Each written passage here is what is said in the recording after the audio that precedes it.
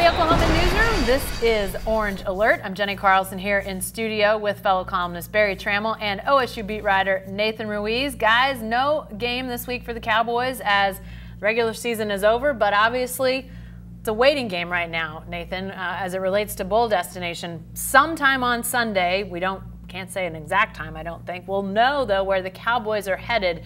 There's a lot of talk out there where teams are going to fall. What's the latest you're hearing in terms of where the Cowboys seem to be slotting in at this point? Yeah, they're kind of in a weird situation, just given that there's legitimately 4 different bowls they can go to.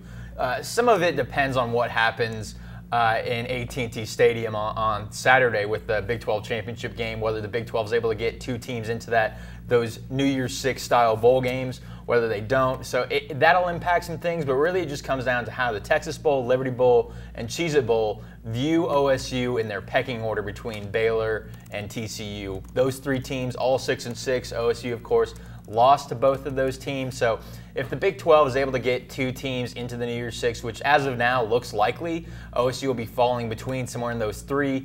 If the Big 12 doesn't get 2 teams in, then you see the possibility of the Armed Forces Bowl in Fort Worth coming back into the circle for OSU. So it's just kind of a weird situation right now where it just depends on how the Texas Bowl, Liberty Bowl primarily, view OSU in comparison to Baylor and TCU. You know, there are a lot of variables, but Barry, when it comes to branding, I mean, OSU obviously, and we'll talk about this in a second, had a very up and down season, very confounding season even for coaches and players. But when you look at their brand in recent years, they're an intriguing team. The marketing of OSU is pretty high. And when you're talking about these lower tier bowls, getting fans there and getting, TV interest, that's a pretty high priority. That's even at a 6-6 record, that's got to help OSU. Yeah, I think OSU ranks ahead of Baylor and TCU in the bowls pecking order just because of their appeal to those bowl teams. You mentioned the branding. Mike Gundy's a part of that. You can sort of sell Mike Gundy to a community, saying, "Hey, come look at this kooky coach." The Biletnikoff Award, it's a good chance Tylan Wallace is going to be in a Biletnikoff Award winner. We won't know that when the bowl is set, but you can think that. The uniforms, the whole aura. TCU and Baylor, TCU in particular, really strong football in the last decade, but nothing that really is pizzazz. Baylor actually is a negative. The stain of the Baylor scandal still simmers. Do you want to deal with that if you're the Liberty Bowl or the Texas Bowl? I think not. I think OSU is going to be treated pretty well in this bowl selection process. There's a lot of people doing projections out there, Nathan, and one that you mentioned had, I think it was TCU in the Texas Bowl, which, maybe, but OSU, a lot of fans in the Houston area, and there's some other options if you think about who that SEC opponent could be. There could be a lot more sexy matchups than TCU and some of these SEC teams, I would think. Yeah, definitely. I mean, Texas A&M is out there, Missouri's out there, and so OSU has that Big 12 history with those 2 programs that TCU doesn't. So those are options. I think Auburn's also maybe a possibility to fall that low, which we were talking earlier. Barry mentioned how Baylor and Auburn would be an interesting matchup because of quarterback Jarrett Stidham and his transfer from Baylor to Auburn.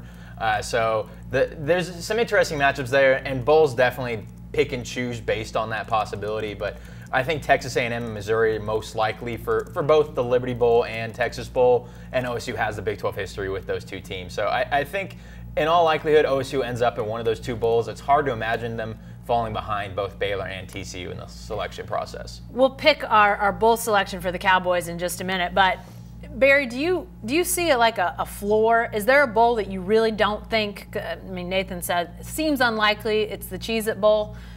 Armed Forces would be even more unlikely. But do you think there's a floor, or could it be potentially Armed Forces? I don't see any way it's the Armed Forces. The only way it's Armed Forces, 2 unlikely things happening, which is the Big 12 only gets 1 New Year's Six team in the bowl sets. In terms of, I think Texas or West Virginia is going to the Sugar Bowl if OU makes the playoff. If Texas beats OU, Texas is in the Sugar Bowl, OU will be in the Fiesta. So likely to get 2 in. That means nobody's going to the Armed Forces from the Big 12. But even if that doesn't happen, then the Liberty and the Texas would have to jump both Baylor and TCU over OSU neither of those scenarios is likely. Even though those two teams beat OSU, bowls aren't really, I mean, that's not the reason they pick a team, Nathan. Yeah, it's strange. OSU, based on tiebreakers, actually ends up being 9th in the Big 12. Right. But it really doesn't factor anything. So what'll end up happening is it's just, as we've mentioned, it's based on that selection process. Right. Teams will just go through their pecking order, and if OSU ends up at the bottom of some team's list or some bowl's list, then that's how it falls. But in all likelihood, as we've said, OSU's brand, OSU's personality is likely enough to get them to Houston or Memphis. You know, as we've talked about this, sort of an underlying factor is the up and down nature of this season. We wrote about it throughout the year, but Barry, it continued in OSU's regular season finale at TCU. Again, a down after a big up and beating West Virginia. Confounding, confusing. I mean, all of those words, I think Mike Gundy said it's the dangest thing he's ever seen. I mean, it really, even though we wrote about it throughout the year, we recognized that it was happening. I think fans did too. How do you sort of wrap your mind around just the vast difference that we saw in OSU as this season went on? Well, I don't know how to explain it. Mike Gundy doesn't know how to explain it. Nobody knows how to explain it. For a team to be that close to a really good season, but this close to a disastrous season, I was looking at the standings. I think we can all agree there are four teams clearly distinguished themselves above the pack in the Big 12 this year. And then you got Kansas at the bottom. That leaves 5 teams sort of mediocre in the middle. OSU's one of those 5 teams. OSU went 0-4 against that middle of the pack. And yet, that middle of the pack and Kansas beat the upper tier teams only 3 times all year combined. OSU did it 2. So 2 of the 3 belong to the Cowboys. So they're just a kooky team. They model after their coach. I don't know, I don't know how to explain it, but it's got to be driving for such a consistent program over the last 10 years. A team that 9 wins, 10 wins, 10 wins, 10. A team that just you could always sort of count on to get things done. It was just a schizophrenic year. Nathan, your sidekick, Scott Wright, you and I podcast. Your psychic? He's a psychic? Sidekick. Sidekick. Okay. But maybe he's psychic. Maybe he could explain what happened to the Cowboys this year. We talked after the TCU game on Cowboys Chronicles podcast, trying to sort of diagnose this thing. You've now had a few more days to think about it.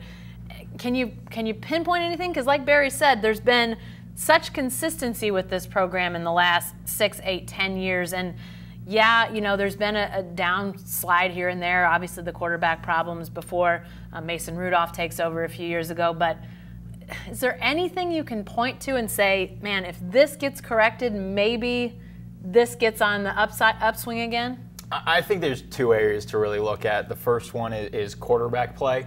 You look at how good Taylor Cornelius was in OSU's 4 games against what were then ranked opponents. That's Boise State, Texas, West Virginia, and Oklahoma. OSU goes 3-1 in those games, all as an underdog. Taylor Cornelius, 17 total touchdowns, 2 interceptions, both in that last game against West Virginia, when he became the first quarterback in OSU history to pass for 300 yards and rush for 100 yards. The loss to OU by a point, obviously he'd like to have that last throw back on that 2-point conversion, but he becomes the first OSU quarterback in Bedlam history to throw for over 500 yards, 5 total touchdowns, in beating Texas, the number 6 team in the country, in OSU's homecoming game.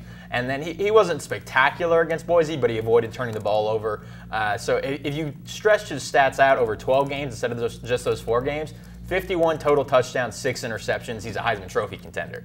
But then you look at other games. He really struggled against TCU and Kansas State. He was fine against Iowa State and Texas Tech. But if he was able to maybe be more average than poor in those games, obviously the defense struggled throughout the year. But his play, and that's kind of just the case for OSU, it kind of rides and dies by the quarterback. We thought that would be maybe Justice Hill's role this year. We thought this team would go as far as Justice Hill went, but that just wasn't the case even before he was injured. The other thing that really stands out to me is penalties. You look at those 4 games I mentioned, they had 5 or fewer penalties in all of those games. They had 6 or more in every other game. So when they were able to be disciplined and minimize penalties, they were their most effective. When they weren't, we saw the Baylor game especially, 12 penalties, 133 penalty yards. That really hurt them in what became a 4-point loss. So this Oklahoma State team kind of rode by its quarterback and its discipline. And you had a fascinating look at those penalties in the Wednesday Oklahoma and on News OK. People should check that out because you broke it down by player, by position group. there was I mean, some stuff you would probably know if you watched most of Oklahoma State's games. You would know that, A.J. Green was highly penalized. You would know that the offensive line had some penalties. But it was nearly half of all their penalties, Nathan, were potentially 15-yard penalties, personal fouls, chop block. I mean, that was pretty telling to me. Yeah, absolutely. This is an OSU team that by the numbers, like in terms of number of penalties, isn't that high in the Mike Gundy era. But yardage, this is the most penalized regular season of Mike Gundy's tenure by about 60 yards. So a lot of that comes down to the fact that most of their penalties, or nearly half of their penalties, were 15-yard penalties or would be 15-yard penalties that weren't because it was a spot foul or half the distance to the goal situation. But more often than not, this team was having a personal foul or a pass interference, something that was just derailing a drive or extending their opponent's drive, something that was putting OSU in a tougher spot. We've seen times where OSU scores a touchdown and Tylan Wallace, gets called for a pass interference, negates the touchdown, OSU ends up settling for a field goal. We saw that Saturday in Fort Worth. So this is an OSU team that wasn't good enough to overcome that, and Mike Gundy said the same thing. They just didn't have the ability to overcome dumb penalties, and more often than not, we kept seeing those dumb penalties rear their ugly head. Well, and I wonder too, Barry, one of the things Nathan brings up, quarterback play, and while that obviously correlates back to Mason Rudolph, it also makes me think about the fact that they had a pretty significant group that graduated last year. You can lump Mason Rudolph in with James Washington, Marcel Aitman, Chris Lacey, Flowers, Richards on the defensive side. They lost a pretty significant group. Is this a team that also maybe needed that player-driven leadership? Maybe that just was a void that they weren't as aware of. I don't know. I mean, Mike Gundy talks midway through the season about having to penalize players for drawing penalties, as Nathan's talking about. To me, that's a coach trying to set the standard where maybe these last few years it was a player-driven thing in the locker room. Yeah, you're asking good questions, and I don't know the answer. When it comes to leadership, I don't know. I tend to think that when teams are successful, we say they got good leadership. When they're not successful, bad leadership, chicken or egg thing. Sometimes I think, particularly defensively, I think the changing coordinators has caused some a sort of a rough transition. I'm not sure the players are as comfortable in this defense as what they were used to. Certainly you understand why Mike Gundy made the decision, but it has not gone well. I mean, they've gone from sort of a middle-of-the-road defense in the Big 12 to near the back of the pack. So, I don't know if they're playing confused, if they're playing hesitant because they're not sure where to be or what to do, but it's not gone well. And, the offense was going to slip no matter what. But it's been pretty good offense. I think it's the fourth best in the Big 12. The defense has had a major step back. Yeah, definitely interesting questions, and who knows what we'll see in the bowl game. But let's talk about bowl predictions. Where do we think the Cowboys are headed? Nathan, what's your put it on the board? Where do you think they're going? I'm going to say Houston in the Texas Bowl. I just think it's hard to envision a scenario based off the latest college football playoff rankings where if OU doesn't win the Big 12 title, that they're not in the playoff. Obviously, that can still happen. Georgia and Alabama probably will have a say in that, but I think in all likelihood we end up seeing two Big 12 teams in the New Year's Six bowls. That leaves, West Virginia in the Alamo Bowl, see Iowa State in the Camping World Bowl, and I agree with Barry. I think OSU is the best pick of those other three schools. The team that beat Texas and West Virginia offers a great opportunity for a bowl game. Obviously, you're worried that the OSU that played TCU and Kansas State might show up, but if that's not the case, if you get OSU's best, you want them in the Texas Bowl. Yeah, and that's a big question because you just don't know who's going to show up because that TCU OSU team, that was hard to watch. Barry, where are they going? I think it's Houston. A couple of reasons that we haven't mentioned. One is, OSU has a great Houston presence. When you go to or at least the last time I went to Hobby Airport, the big when you're walking through the terminal, there's a big OSU billboard. So lots of alums. The Houston Bowl or the Texas Bowl rep was at that West Virginia game. Speaking up in the press conference, we wanted you guys, we wanted you. I don't know if he had any power, if he was just drunk. I don't know what his deal was. But clearly, OSU hadn't been down there in what? I think it was 2002 was the last time they played in the Texas Bowl against Southern Miss. So that's 16 years. Lots of things going into that. I think they would like to pit Oklahoma State against somebody like Mississippi State or Auburn. By the way, guys, I don't know about you, but I got an email this week from the the Texas Bowl. Yes. Hadn't gotten anything from them in the last, well, ever, as far as I can remember. But I don't know if that tells us anything about where the Cowboys might be headed. But I don't think there's any way they fall below the Liberty Bowl. Liberty Bowl reps were at that TCU game. I know they didn't see a great OSU product, but I still think it's not going to be any lower than Liberty Bowl.